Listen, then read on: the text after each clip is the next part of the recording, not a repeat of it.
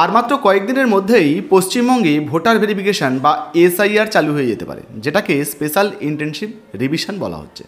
এখন প্রশ্ন হচ্ছে, যে সমস্ত মহিলারা রয়েছেন সেই সমস্ত মহিলারা কিভাবে এই ভোটার ভেরিফিকেশানের ফর্মটা ফিল আপ করবেন। যেখানে ফাদার্স নেম বা লিগাল গার্জেন নেম রয়েছে, সেই জায়গায় কি স্বামীর নাম দিতে হবে? তাছাড়া স্বামীর নাম তো নিচে আরও একটা জায়গা রয়েছে স্পাউস নেম, সেটা আপনাদেরকে বিস্তারিত আলোচনা করে দেখাবো। তাছাড়া বিবাহিত মহিলাদের ক্ষেত্রে কী কী কাগজপত্র লাগবে, এই নিয়ে প্রচুর বন্ধুরা কিন্তু কমেন্ট সেকশনে কমেন্ট করেছিলেন। আজকের ভিডিওটা শুধুমাত্র তাদের জন্য, আপনারা দেখে নিন যে কত সালে জন্মগ্রহণ করলে আপনাদের কী কী ডকুমেন্ট লাগতে পারে।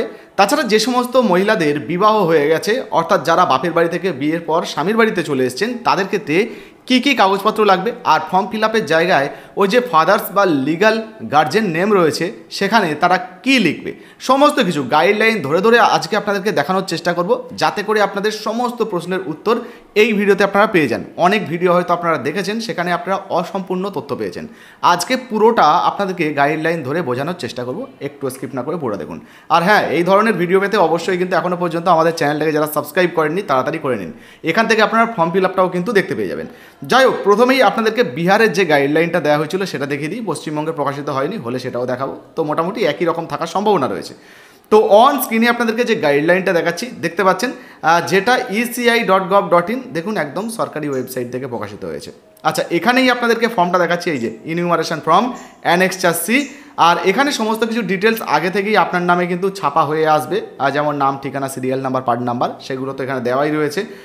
ওল্ড যে ফটো আপনার ভোটার কার্ডে সেটাও থাকবে, তারপর নতুন ফটো আপনাকে একটা লাগাতে হবে। আচ্ছা, আমাদের বোঝার যে বিষয়বস্তুটা সেটা হচ্ছে এই যে জায়গাটা দেখতে পাচ্ছেন, ফাদার্স বা লিগাল গার্জেন নেম। এই জায়গায় আমরা এর আগেরও ফর্ম ফিল আপের সময় আপনাদেরকে কি বলেছিলাম না, এই জায়গায় আপনার বাবার নাম অথবা আপনার যিনি লিগাল গার্জেন তার নাম বসাবেন। অনেকে প্রশ্ন করছেন যে দাদা, লিগাল গার্জেন তো আমার স্বামী, সেক্ষেত্রে কি আমি আমার স্বামীর নাম বসাতে পারবো না?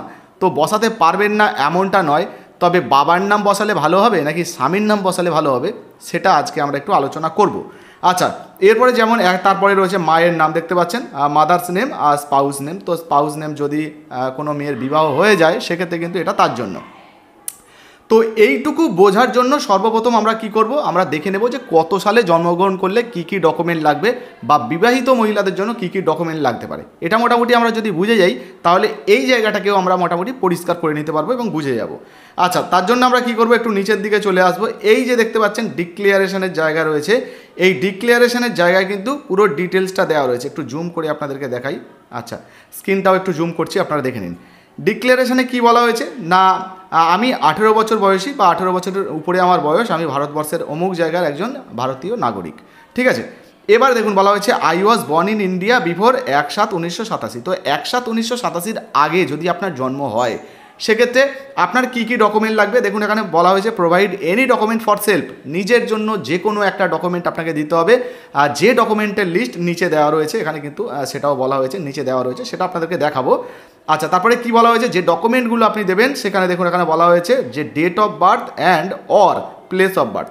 এমন ডকুমেন্টটা আপনি শো করবেন যেখানে আপনার ডেট অফ বার্থ থাকবে অথবা প্লেস অফ বার্থ, অর্থাৎ আপনার জন্মের যে ঠিকানাটা।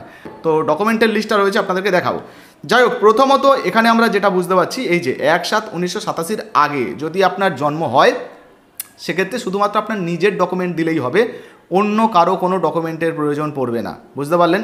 এবারে প্রশ্নে আসি যে মহিলাদের ক্ষেত্রে কি লাগবে। দেখুন, আপনি পুরুষ হন কিংবা মহিলা, যে কোনো ক্ষেত্রে, আপনি ভারতীয় যদি নাগরিক হন, সেক্ষেত্রে পুরুষ মহিলা উভয়ের ক্ষেত্রেই আপনার যদি 1/7/1987 আগে জন্ম হয়, তাহলে 11টা যে ডকুমেন্ট দেখাবো তার মধ্যে যে কোনো একটা ডকুমেন্ট দিয়ে আপনি কিন্তু ভেরিফিকেশানটা করতে পারবেন, যদি আপনার 2002 সালের ভোটার লিস্টে নাম না থাকে।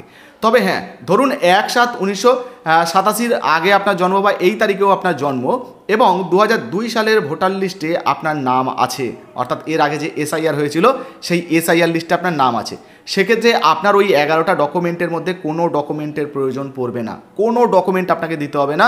শুধুমাত্র আপনি কি করবেন, ওর একটা প্রিন্ট আউট নিয়ে রেখে দেবেন আপনার কাছে। তাছাড়াও যখন অনলাইনে ভেরিফিকেশান হবে, সেক্ষেত্রে এই যে এখন আপনারা জানেন যে ম্যাপিংয়ের কাজ চলছে আর কি, তো এই ম্যাপিংয়ে যদি আপনার নামটা উঠে যায়, সেক্ষেত্রেও কোনো সমস্যা হবে না। ওখানে একটা সার্চ বাটন আসবে, ওখানে আপনি আপনার ইপিক নাম্বার, আপনার মোবাইল নাম্বার দিয়ে ভেরিফিকেশান করলেই আপনি দেখতে পেয়ে যাবেন যে আপনার নামটা আছে কিনা।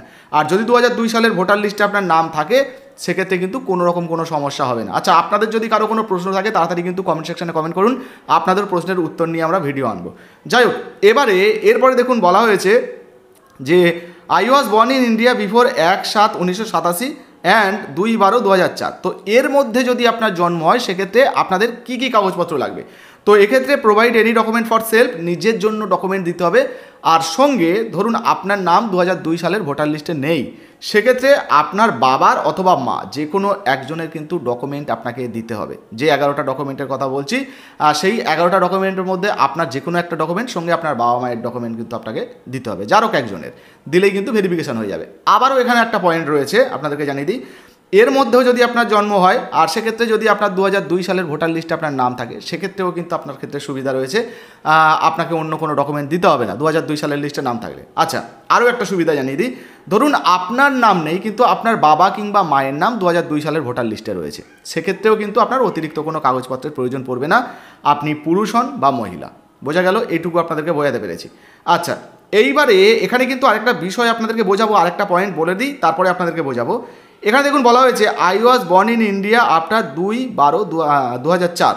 তো 2/12/2004 পরে যদি আপনার জন্মগ্রহণ হয় সেক্ষেত্রে আপনাকে কী কী দিতে হবে? আপনার নিজের ডকুমেন্ট দিতে হবে, সঙ্গে আপনার বাবার ডকুমেন্ট দিতে হবে এবং মায়েরও ডকুমেন্ট দিতে হবে, অর্থাৎ নিজের প্লাস বাবা এবং মা উভয়ের ডকুমেন্ট কিন্তু দিতে হবে।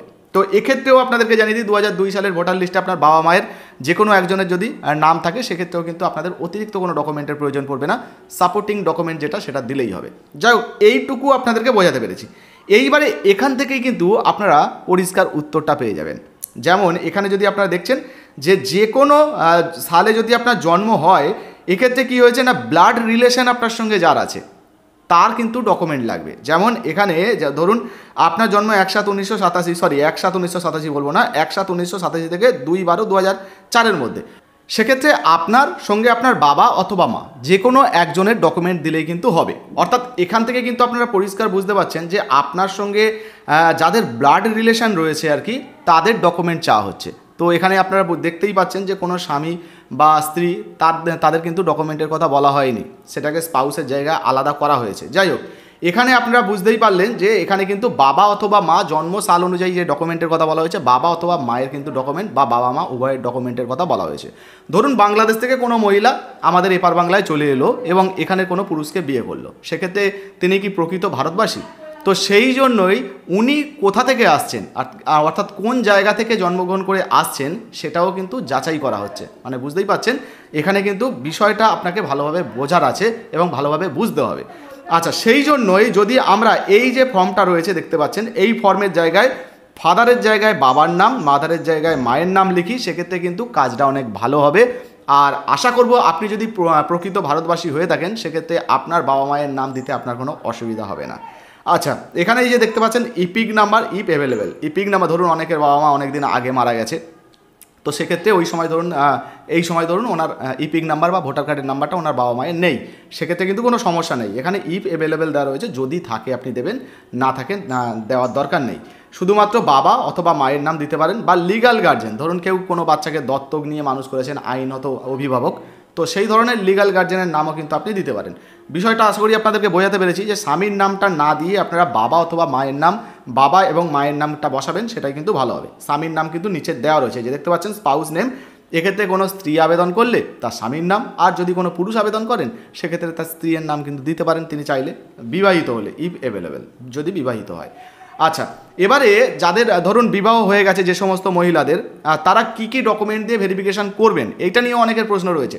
দেখুন আরেকটা বিষয় আপনাদেরকে জানিয়ে দিই, 2002 সালের ভোটার লিস্টে ধরুন আপনার নাম আছে এবং সেই নামটা আপনার বাপের বাড়ির ঠিকানায় আছে, আপনি এখন স্বামীর বাড়িতে আছেন, সেক্ষেত্রেও কিন্তু কোনো সমস্যা হবে না। আপনার যে জায়গায় বা যে বিধানসভায় যে এলাকায় আপনার 2002 সালের ভোটার লিস্টে নাম আছে সেটার প্রিন্ট কপিটা নিয়ে রাখবেন।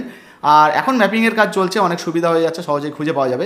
তারপরেও যদি নেম মিসম্যাচের কারণে বা টাইটেল পরিবর্তনের কারণে আপনার ম্যাপিংয়ে ধরুন নাম না ওঠে, তাহলেও কিন্তু চিন্তা নেই, আপনি ওই প্রিন্ট কপিটা নিয়ে রাখবেন। দেখুন মেয়েদের সাধারণত বিয়ের পরে কিন্তু টাইটেল চেঞ্জ হয়ে যায়, সেই সঙ্গে পদবীর পাশাপাশি ঠিকানা পরিবর্তন হয়ে যায়, এগুলো কিন্তু হয়।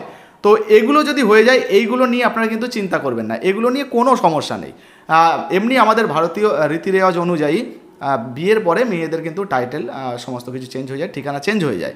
আচ্ছা, ডকুমেন্টের ক্ষেত্রে ধরুন আপনার বিবাহ হয়ে গেছে, বাপের বাড়ির যখন আপনি ছিলেন, আপনি মাধ্যমিক পরীক্ষা দিয়েছিলেন, অ্যাডমিট কার্ড, সার্টিফিকেট এই সমস্তগুলো ছিল। তো আপনি ধরুন বাপের বাড়ি এখন স্বামীর বাড়ি আছেন, তো স্বামীর বাড়ি যখন ভেরিফিকেশন করবেন, যদি আপনি কার্ড ট্রান্সফার করে নেন, ভালোভাবে বুঝবেন, যদি আপনি ধরুন ভোটার কার্ড ট্রান্সফার করে নিয়েছেন, তাহলে কিন্তু আপনি যেখানে ট্রান্সফার করেছেন কার্ডটা, সেই জায়গায় আপনার এই যে ভোটার ভেরিফিকেশনের যে ফর্মটা, অর্থাৎ ইনিউমারেশন যে ফর্মটা, সেটা কিন্তু আসবে, আর আপনাকে সেখানেই ফিল আপ করতে হবে। তবে আপনার বাবা মায়ের নামটা কিন্তু অবশ্যই দেবেন, সেটাই কিন্তু ভালো হবে। আর ধরুন আপনি কার্ড ট্রান্সফার করেননি, অনেকেই রয়েছেন কার্ড ট্রান্সফার করেননি, এখনও পর্যন্ত করে উঠতে পারেননি, ধরুন বাপের বাড়িতে রয়েছে, সেক্ষেত্রে আপনার বাপের বাড়ি থেকে কিন্তু আপনাকে ফর্মটা ফিল আপ করতে হবে এবং এসআইআর তালিকায় নামটা তুলতে হবে। পরবর্তীতে আপনি আবার ট্রান্সফার করতে পারেন। আর আগেই বললাম, ট্রান্সফার করে নিলেও ভবিষ্যতে ওই যে লিস্টে নামটা উঠে গেল, ওটা কিন্তু আপনার ইন ফিউচার কাজে লাগবে ভবিষ্যতে, সেক্ষেত্রেও কিন্তু কোনো সমস্যা হবে না। তো আশা করি আপনাদেরকে বোঝাতে পেরেছি। এবারে ডকুমেন্ট হিসাবে আপনাদের ধরুন মাধ্যমিক সার্টিফিকেটটা দিলেন, মাধ্যমিক সার্টিফিকেট তো আর চেঞ্জ হয় না, বিয়ের পরেও একই থাকে। কাস্ট সার্টিফিকেট, যেমন SC ST OBC caste certificate, এই সমস্তগুলো তো পরিবর্তন হয় না, আপনি যেখানেই যান না কেন, আপনার ধরুন পদবি ঠিকানা পাল্টে গেছে, কিন্তু ওই সার্টিফিকেটটাই কিন্তু কাজে লেগে যাবে। আচ্ছা, এবারে আপনাদেরকে ডকুমেন্টটা দেখিয়ে দিই। এই যে দেখতে পাচ্ছেন 11টা ডকুমেন্ট রয়েছে। তো এই 11টা ডকুমেন্টের মধ্যে যে কোনো একটা ডকুমেন্ট দিয়ে কিন্তু আপনারা ভেরিফিকেশন করতে পারবেন। আর যদি 2002 সালের ভোটার লিস্টে আপনার নাম থেকে থাকে বা আপনার বাবা মায়ের নাম থেকে থাকে, তাহলে তো এতক্ষণ বুঝিয়েই দিলাম যে কোনো সমস্যা আশা করি আপনাদের হবে না। তো এই নিয়ে আরও যদি কোনো রকম কোনো প্রশ্ন বা জিজ্ঞাসাবাদ থেকে থাকে, অবশ্যই তাড়াতাড়ি কমেন্ট সেকশনে কমেন্ট করে দিন। শীঘ্রই আপনাদের জন্য কিন্তু আরও একটা ভিডিও আমরা নিয়ে আসবো। ভিডিও ভালো লাগলে অবশ্যই লাইক দিয়ে শেয়ার করবেন, ফেসবুক থেকে দেখলে ফলো করবেন। সর্বশেষ আবারও বলবো যে আপনি চাইলে লিগ্যাল গার্জেনের জায়গায় আপনার হাজব্যান্ডের নাম দিতেই পারেন, কিন্তু বাবা মায়ের নামটা দেওয়া বেটার হবে। আপনার মতামত অবশ্যই কমেন্ট সেকশনে কমেন্ট করে জানাবেন। ভিডিওটা শেয়ার করতে ভুলবেন না। ধন্যবাদ।